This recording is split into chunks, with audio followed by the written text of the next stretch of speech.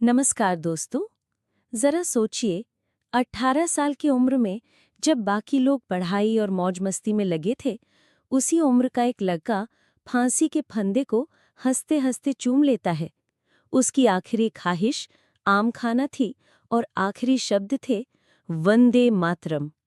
ये है कहानी उस वीर की जिसने अंग्रेजों की नींव हिला दी और अपने नाम को अमर कर दिया, खुदीराम बोस।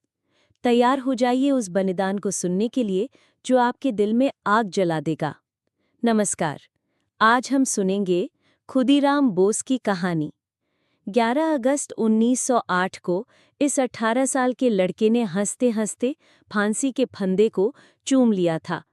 ये लिखते लिखते ये ख्याल आता है, 18 वर्ष की उम्र में हम क्या कर रहे थे। इस उम्र में ज्यादातर हम लोग पढ़ाई, मौज मस्ती और रोजगार के चक्कर में पड़े रहते हैं। इस उम्र में इस लड़के ने पूरे भारत में क्रांति ला दी थी। 18 साल की उम्र में खुदीराम इतना कुछ कर गए।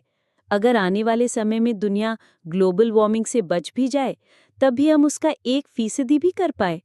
खैर, इससे आगे बढ़ते हुए हम जानते हैं खुदीराम बोस की कहानी।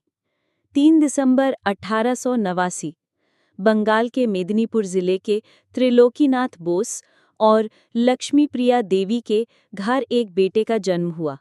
बेटा पैदा होने से घर में खुशी का माहौल था। साथ साथ घर वालों के मन में एक अनजाना सा डर भी समा हुआ था। दरअसल बात ये थी, त्रिलोकनाथ के इससे पहले भी 2 बेटे पैदा हुए थे, लेकिन बीमारी के कारण छोटी उम्र में ही उनकी मृत्यु हो गई। इसलिए तय हुआ कि बच्चों को बुरी नज़र से बचने के लिए एक टोटका किया जाए।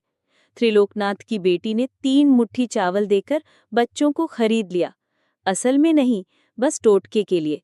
गांव में चावल को खुदी ही भी बोला जाता है, इसीलिए बच्चों का नाम पड़ गया खुदीराम बोस। खुदीराम ने कथा कक्षा 9 तक पढ़ाई की। उसके बाद मिलन समिति नाम की एक संस्था से जुड़ गए, जो क्रांति के प्रचार प्रसार का काम करती थी। 15 साल की उम्र में खुदीराम पहली बार गिरफ्तार हुए, अंग्रेज सरकार के खिलाफ पर्चे बांटने के जुर्म में। उन दिनों जिला सेशन जज हुआ करता था डगलस किंग्सफोर्ड, जिसको भारतीयों से सख्त नफरत थी।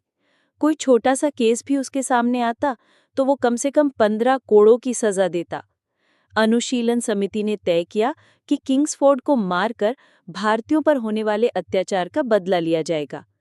पहली कोशिश में एक बम किताब में छुपाकर डगलस किंग्सफोर्ड के पास भेजा गया, परंतु किंग्सफोर्ड ने किताब खोली ही नहीं और ये कोशिश नाकाम रह गई। तब तय हुआ कि किंग्सफोर्ड के सामने जाकर ही उस पर हमला किया